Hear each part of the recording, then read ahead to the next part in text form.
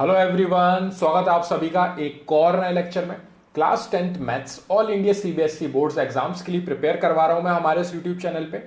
Unit wise हम सारी exercise plus जितने भी एग्जाम्पल्स हैं उनको हम समझते हैं। यहाँ पे हमारी जो करंट यूनिट चल रही है वो है अरिथमेटिक प्रोग्रेशन यानी कि एपी, और उसकी हमारी एक्सरसाइज 5.2 के क्वेश्चन 5th तक मैं प्रीवियस वीडियो में समझा चुका था।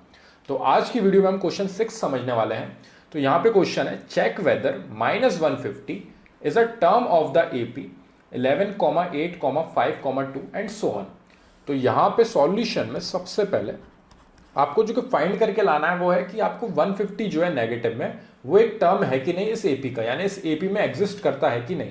यानी कि हमारी जो एपी है 11, 8, 5, 2, तो आप देख सकते हैं यहाँ पे एपी जो है ये डिडक्ट होती जा रही है, यानी कि आपका जो कॉमन डिफरेंस है वो नेगेटिव है। तो यहाँ पे सबसे पहले हम कॉमन डिफरेंस जो है वो निकालेंगे। देखिए फर्स्ट टर्म हमारा 11 है, जो आपका फर्स्ट टर्म है सबसे पहले वाला टर्म जो होता है उसको हम फर्स्ट टर्म बोलते हैं, ए से रिप्रेजेंट करते हैं। ठीक है, प्रीवियस क्वेश्चंस में भी हम यही फॉर्मूला और यही सब चीजें अप्लाई करते हुए आ रहे हैं। अब आपका जो कॉमन डिफरेंस है डी, वो होगा हमारा यहाँ पे। उसको फाइंड करने के लिए हम सेकेंड टर्म में से यानी कि A2 में से फर्स्ट टर्म को सब्ट्रैक्ट करते हैं, या फिर डी को फाइंड करने के लिए थर्ड टर्म में से सेकेंड टर्म को सब्ट्रैक्ट करेंगे। सेम फोर्थ में से थर्ड को भी सब्ट्रैक्ट करके आप कॉमन डिफरेंस फाइंड कर सकते हो। यानी कि आपका कॉमन डिफरेंस आएगा A2 की जगह पे आएगा हमारा 8 माइनस A1 की जगह पे आएगा, यानी कि फर्स्ट टर्म की जगह पे आएगा आपका 11। सेम यहाँ पे D is equal to third term आएगा आपका 5 और सेकेंड टर्म है आपका 8। सब्ट्रैक्ट करने के बाद आ रहा है यहाँ पे -3, और यहाँ पे भी आपका कॉमन डिफरेंस कितना आ रहा है -3। तो ये क्लैरिफाई करता है कि ये एक एपी है। एपी है यानी कि सारे टर्म्स के बीच में सेम कॉमन डिफरेंस है, इसलिए हम इसको कॉमन डिफरेंस और डी से रिप्रेजेंट करते हैं। तो -3 आपका कॉमन डिफरेंस है, और आपका -150 जो है वो एक टर्म है कि नहीं इस एपी का वो आपको बताना है। तो हम यहाँ पे -150 को nth टर्म मान लेते हैं, ये हमारा nth टर्म है। ठीक है, अगर ये nth टर्म है हमारा तो ये an is equal to a plus n-1 into में d, जो हमारा सिंगल फॉर्मूला है उसको सेटिस्फाई करेगा, और उसकी हेल्प से हम यहाँ पे n की वैल्यू निकाल लेंगे। और अगर ये -150 इस AP का एक टर्म नहीं है तो आपकी n की वैल्यू जो है वो डेसिमल में आएगी। मतलब कि आपकी n की वैल्यू अगर एक प्रॉपर नंबर जो आपका इंटीजर होता है, पॉजिटिव इंटीजर, अगर एक पॉजिटिव इंटीजर यानी कि आपका पॉजिटिव न्यूमेरिकल वैल्यू आपको मिल रही है जो कि पॉइंट में नहीं है, तो फिर -150 एक टर्म है। लेकिन अगर n की वैल्यू जो है वो क्या नहीं होनी चाहिए, डेसिमल में नहीं होनी चाहिए, डेसिमल में नहीं होनी चाहिए। पॉइंट में आपको वैल्यू मिलेगी तो वो आपकी कैंसिल आउट होगी, यानी कि वो आपका टर्म जो है वो एग्जिस्ट नहीं करता है उस एपी में। और आप देख सकते हैं यहाँ पे वैल्यूज कम होती जा रही हैं 3 से, क्योंकि -3 आपका कॉमन डिफरेंस है, तो इन दी एंड वैल्यू नेगेटिव में ही आएगी आगे जाके। तो इसलिए -150 यहाँ पे तो सेटिस्फाई कर रहा है इस क्वेश्चन के हिसाब से, लेकिन जब इस फॉर्मूले में हम पुट करेंगे तब n अगर डेसिमल में आ रहा है तो यहाँ पे ये 150 जो है वो टर्म नहीं कहलाएगा इस एपी का। अब वही हम क्लैरिफाई करते हैं।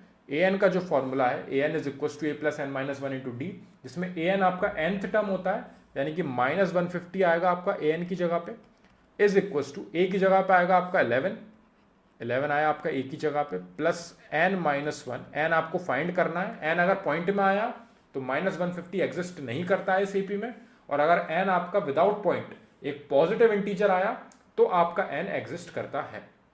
ठीक है, अब यहाँ पे n-1 इंटू डी कितना है आपका कॉमन डिफरेंस आपका निकला था -3, तो -3 आएगी यहाँ पे वैल्यू। अब ये भी प्रोडक्ट में है इसलिए यहाँ पे -3 को मैंने अलग से ब्रैकेट में लिखा है, वरना फिर वो इस तरीके से दिखता कि n-1 के बाद -3 है, जबकि मल्टीप्लाई में -3 है, तो दोनों में बहुत बड़ा अंतर है। तो सबसे पहले 11 को मैं उस साइड लेके जाऊंगा, -150 के पास आया हमारा 11, तो वहां जाके सब्ट्रैक्ट होगा क्योंकि यहाँ पे पॉजिटिव था, is equal to n-1 into में है आपका -3। अब यहाँ पे सबसे पहले ये दोनों नेगेटिव है तो ये दोनों ऐड हो जाएंगे और साइन आपका नेगेटिव ही रहेगा। 150 और 11 आपका हो जाएगा 161 is equal to n-1 into में आएगा आपका -3। अब ये -3 जो है इसको उस साइड लेके जाएंगे, सो 161 जो आपका नेगेटिव है उसके पास ये चीज़ जो यहाँ पे मल्टीप्लाई में थी वहाँ पे जाके डिवाइड में जाएगी, तो -3 डिवाइड में आया, is equal to n minus one, ये माइनस से माइनस कैंसिल आउट हुआ, यानी कि हमारी नेक्स्ट स्टेप होगी 161 divided by 3 is equal to n minus one. अब यहाँ पे 3 अगर ये प्रॉपर कैंसिल आउट करता है 161 को तो हम क्वेश्चन में आगे बढ़ेंगे, और अगर यहाँ पे पॉइंट में आंसर आता है तो हम यहीं पे लिख देंगे कि माइनस का 150 जो है वो एक टर्म नहीं है इस AP का, यानी कि 3 से कैंसिल आउट करेंगे, 3 1 जा 3, 3 5 जा आपका 15 होता है, 1 यहाँ पे आएगा 11। अब देख सकते हैं आप ये यहाँ पे कैंसिल आउट नहीं हो रहा है, मेरे को इतने से में समझ में आ गया। आप 161 को 3 पे यहाँ से डिवाइड करके देख सकते हैं, 5 3 जा 15, 15 आएगा यहाँ पे, 1 नीचे बचेगा, ये आपने 11 का जो 1 था ये यहाँ पे नीचे आया तो 11 हुआ। अब आप देख सकते हैं यहाँ पे ये 3 से 11 कैंसिल आउट नहीं होता है, 3 4 जा 12 होता है, तो यहाँ पे 3 जा आप 9 लिखोगे तो यहाँ पे 2 आएगा। अब यहाँ पे पॉइंट लगाओगे, नीचे 0 पड़ेगा, यानी कि इन दी एंड ये डेसिमल में आ रहा है। और मैंने आपको सबसे पहली कंडीशन यही बताई थी कि अगर कोई भी वैल्यू डेसिमल में आती है, कोई भी वैल्यू आपकी पॉइंट में आती है n की, तो फिर वो टर्म एग्जिस्ट नहीं करता है। तो यहाँ पे हम नीचे लिख देंगे कि minus 150 is not a term of this given AP as its value is in decimal।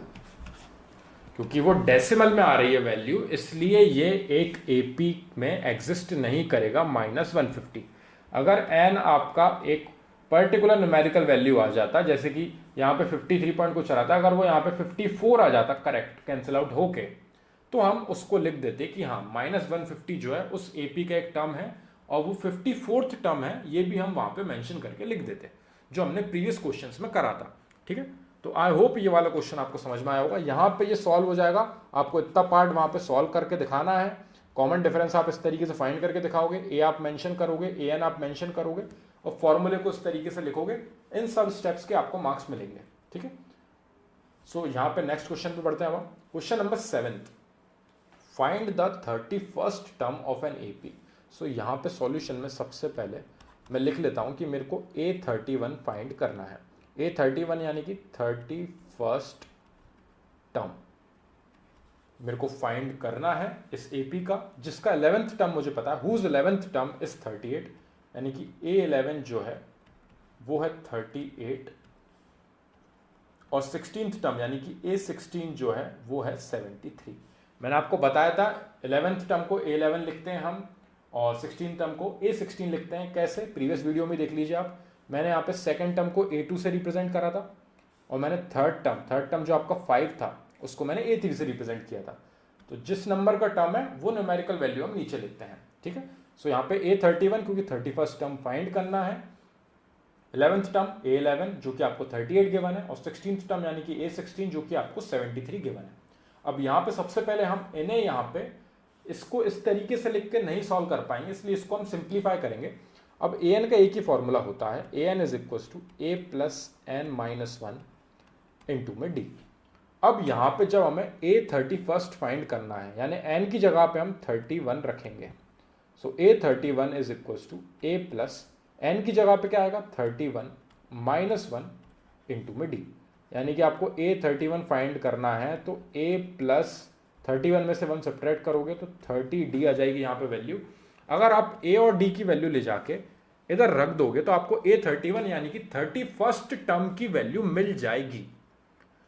तो आपको यहां पे समझ में आया। देखिए ये जो an का फॉर्मूला है, एक सिंगल फॉर्मूला जो आपका पूरी एक्सरसाइज में चल रहा है, पूरे एग्जांपल्स में चला था, उसी फॉर्मूले में ले जाके हमें n की वैल्यू जैसी 31 रखी हमने दोनों जगह पे, यहां पे n था, यहां पे n था, दोनों जगह 31 रखी, तो यहाँ पे A31 यानी कि 31st टर्म आपका अपने आप बना, जिसकी वैल्यू आपको फाइंड करके लानी है। और यहाँ पे a प्लस 30d हो गया सॉल्व होने के बाद। यानी कि इससे एक और चीज क्लैरिफाई होती है आपको जब मैं आगे करके दिखाऊंगा। यहाँ पे देखिए A11 यानी कि आपका सेम फॉर्मूले में n की जगह पे मैं 11 रखूंगा, is equal to a plus n की जगह पे 11 माइनस 1 इंटू में d। सेम A16 वाली जगह पे n की जगह पे 16 रखूंगा, is equal to a plus 16 minus 1 into में d। तो यहाँ पे A11 की वैल्यू क्या आ रही है, A11 is equal to a plus 11 minus 1 यानी कि 10d, और यहाँ पे a16 को हम किस तरीके से लिखेंगे, a प्लस 16 माइनस 1 यानी कि 15d। अब यहाँ से एक चीज जो हमारी क्लैरिफाई हो रही है कि अगर आपको 31st टर्म फाइंड करना है तो आपको a प्लस 30d करना है, यानी कि जो 31st टर्म फाइंड करना था, तो यहाँ पे जो n की जगह पे आपकी 31 वैल्यू है उससे एक कम करके यहाँ पे आप a प्लस 30d लिखोगे। सेम 11th टर्म फाइंड करना है तो a plus 10d, 16th term find करना है तो a plus 15d, 4th term find करना होता तो a प्लस 3d। सेम इस तरीके से चलता है। तो मैं ये एक बस आपको एक्स्ट्रा क्लैरिफाई कर रहा हूं कि डायरेक्टली अगर आप इस स्टेप को लिखते तब भी चलता। तो याद रखना, जब भी आपको 11th टर्म बोले तो आपको पता होना चाहिए कि मेरे को a प्लस 10d की बात चल रही है। और अगर आपको इस कंक्लूजन पे पहुंचने में दिक्कत आ रही है तो आप सीधे सीधे इस फॉर्मूले को यूज करना, an is equal to a plus n minus 1 into D, उसमें n की जगह पे 11 पुट करना, इन दी एंड आप सेम रास्ते पे आ जाओगे। अब यहां से a11 की वैल्यू मुझे पता है 38, तो मैं 38 is equal to a plus 10d लिख सकता हूं। सेम a16 की वैल्यू मेरे को पता है 73 is equal to a plus 15d मैं लिख सकता हूं। अब यहां पे ये मेरी सेकेंड इक्वेशन है, ये मेरी फर्स्ट इक्वेशन है। अब मैं करूंगा इन्हें सब्ट्रैक्ट, क्योंकि मेरे को a और d की वैल्यू चाहिए। जब मेरे को a और d की वैल्यू मिल जाएगी, मैं ले जाके यहां दोनों जगह रख दूंगा तो मेरे पास a31 की वैल्यू निकल आएगी। सो यहां पे सब्ट्रैक्ट करेंगे हम, subtracting equation first from equation second. अब इक्वेशन फर्स्ट को सेकेंड इक्वेशन में से सब्ट्रैक्ट कर रहे हैं, यानी कि ऊपर हमारी वैल्यू आएगी सेकेंड, क्योंकि यहां पे हम एलिमिनेशन मेथड लगा रहे हैं। यानी कि 73 is equal to a plus 15d, यह आपकी सेकेंड इक्वेशन है, और 38 is equal to a plus 10d, यह आपकी फर्स्ट इक्वेशन है। ठीक है, अब सब्ट्रैक्ट कर रहे हैं हम equation first from equation second, यह आपका एलिमिनेशन मेथड है। एलिमिनेशन मेथड जो हमने क्वाड्रेटिक इक्वेशन यूनिट में, सॉरी जो linear equation in two variable unit में हमने, जो हमारी यूनिट 3 है उसमें हमने एलिमिनेशन मेथड बहुत अच्छे से सीखा है, उसी मेथड को यहाँ पे अप्लाई करेंगे। सब्ट्रैक्ट करना है जब हमें, तो तीनों के साइन चेंज होते हैं। 38 का पॉजिटिव साइन था तो नेगेटिव हुआ, a आपका पॉजिटिव था ये भी नेगेटिव हुआ, और 10d भी आपका नेगेटिव हुआ। तो तीनों के साइन सबसे पहले हमने चेंज कर दिए यहाँ पे। अब जो भी सिमिलर है आपका, देखिए या a दोनों सेम थे, एलिमिनेशन मेथड इसलिए बोलते हैं क्योंकि हम एक टर्म को एलिमिनेट कर देते हैं। अब हमारे पास a वाला पार्ट हट चुका है, सिर्फ d वाला पार्ट बचा है, तो बाकी सब चीजों को हम नीचे लिख लेंगे। 73 में से 38 सब्ट्रैक्ट होना है इज इक्वल टू 15d में से 10d होना है सब्ट्रैक्ट। आप चाहो तो डायरेक्ट यहाँ पे सब्ट्रैक्ट करके 5d लिख सकते हो, और यहाँ पे सब्ट्रैक्ट करके डायरेक्ट वैल्यू लिख सकते हो। सो यहाँ पे सब्ट्रैक्ट होकर वैल्यू आ जाएगी आपकी 35। ठीक है, यहाँ पे 13 में से 8 गए, 5 बचेगा, 6 बचा, यहाँ पे 6 में से 3 आएंगे तो 3 बचेगा। सो 35 इज इक्वल टू, यहाँ पे ईजी है, 5d आएगी वैल्यू। अब 5d के साथ मल्टीप्लाई में है तो उस साइड जाके डिवाइड में पहुंचेगा, यानी कि 35 divided by 5 is equal to d। आपका कॉमन डिफरेंस यानी कि आ चुका है आपका 5 से कैंसिल आउट होने के बाद 5 7 जा 35 होता है, तो d की वैल्यू आपकी कॉमन डिफरेंस आ चुका है 7। कॉमन डिफरेंस आपका 7 आ गया है, लेकिन आपके पास अभी d की वैल्यू आई है, आपको a भी फाइंड करना है। तो a फाइंड करने के लिए आप कोई भी एक इक्वेशन को उठा सकते हैं, जैसे कि हमने यहाँ पे इक्वेशन फर्स्ट या फिर इक्वेशन सेकंड में से कुछ भी ले सकते हैं। तो यहाँ पे जैसे फॉर एग्जांपल हमने ले ली इक्वेशन सेकंड, ठीक है, दोनों में एक बार पुट करके दिखा देता हूँ। तो फर्स्ट इक्वेशन हमारी क्या है, इक्वेशन है हमारी 38 is equal to a plus 10d। अब यहाँ पे d की जगह पे मैं रखूंगा वैल्यू क्या, 7। So 38 is equal to a plus 10 into D की जगह पाया मेरा 7, यानी कि 38 is equal to a plus 70। Next step में मैं इस 70 को उस साइड लेके जाऊंगा, यानी कि 38 minus 70 is equal to a। अब ये सब्ट्रैक्ट करना है, बस सब्ट्रैक्ट होने के बाद माइनस का 32 आ जाएगी हमारी a की वैल्यू। तो फर्स्ट टर्म हमारा क्या है, माइनस का 32। अब फर्स्ट टर्म हमें मिल चुका है माइनस 32, डी हमें मिल चुका है 7। दोनों वैल्यू को ले जाके हमें यहाँ पे रखना है, यानी कि a31 is equal to, a की जगह पे आएगा आपका माइनस 32 प्लस 30 इंटू डी की जगह पे आएगा आपका 7। ठीक है, यानी कि आपका 31st टर्म कितना आ चुका है, माइनस 32 प्लस 7 3 21, 210 आएगी यहाँ पे वैल्यू। 0 में से मतलब यहाँ पे आप सब्ट्रैक्ट करोगे तो 10 में से आपका 2 जाएगा तो 8 बचेगा, यहाँ पे बचा 20 में से 3 जाएगा तो 17 बचेगा। 178 वैल्यू आएगी क्योंकि 210 जो है वो पॉजिटिव है, बड़ा है, तो उसका साइन लेंगे हम, तो प्लस का 178 आएगी वैल्यू। 32 हमारा 210 में से सब्ट्रैक्ट होकर हमें देगा 178, यानी कि हमारा 31st टर्म इज 178। 178 होगा हमारा फाइनल आंसर, जिस तक पहुंचने के लिए हमने 11th term is equal to 38 और 16th term is equal to 73 given दिया था। उन दोनों टर्म को यहाँ पे हमने a+10d और a+15d के टर्म्स में लिखा। 2 इक्वेशन मिलने की वजह से हमने एलिमिनेशन मेथड लगाया। सबसे पहले हमने a को कैंसिल आउट करा क्योंकि दोनों में हमारे पास a था। हम d को कैंसिल आउट नहीं कर पाते क्योंकि 15d और 10d था। अगर ये दोनों d वाले पार्ट इक्वल होते तो हम इसको कैंसिल करते। a कैंसिल आउट हुआ, d के टर्म्स में हमारा क्या आया 35 इज इक्वल टू 5d, तो d की वैल्यू हमारी 7 आ चुकी है। आपको कॉमन डिफरेंस 7 मिल चुका है। अगर आपको कॉमन डिफरेंस पूछा जाता तो आप सीधे 7 लिख के आ जाते, लेकिन आपसे 31st टर्म पूछा है, यानी कि आपको a+30d फाइंड करना है, तो उसमें a की हेल्प भी लगेगी, तो वो a निकालना पड़ेगा। उस a को निकालने के लिए d की वैल्यू आप या तो इस इक्वेशन में ले जाके रखो या फिर इस इक्वेशन में ले जाके रखो, दोनों से आपका a सेम निकलेगा। ठीक है, सो यहाँ पे हम आगे बढ़े। हमने फर्स्ट इक्वेशन में ले जाके रखी d की वैल्यू 7, तो ये आपका 70 हुआ। 70 उधर जाके सब्ट्रैक्ट हुआ तो यहाँ पे 38 छोटा था, 70 बड़ा था, इसलिए माइनस की 32 आ गई हमारी फर्स्ट टर्म की वैल्यू। ये आपका फर्स्ट टर्म होता है, उसको ले जाके हमने 31st टर्म यानी कि a+30d की जगह पे रखा, तो यहाँ पे a आया आपका माइनस का 32, d आया आपका 7, 7 3 21, 210 आपका आएगा यहाँ पे मल्टीप्लाई होके, इसमें से 32 सब्ट्रैक्ट करोगे, 178 इज योर 31st टर्म। यहाँ पे क्वेश्चन हमारा होता है कंप्लीट। तो यहाँ पे आज के हमारे वीडियो में हमने क्वेश्चन 6th और क्वेश्चन 7th समझे हैं। आई होप मैं ये दोनों क्वेश्चन आपको अच्छे से समझा पाया हूँ। फिर भी कोई डाउट है तो मेरे को कमेंट सेक्शन में जरूर डिस्क्राइब करना, ताकि मैं उसको पहले सॉल्व कर सकूं और फिर हम नेक्स्ट क्वेश्चन पे बढ़ सकें। Thank you very much for watching this video.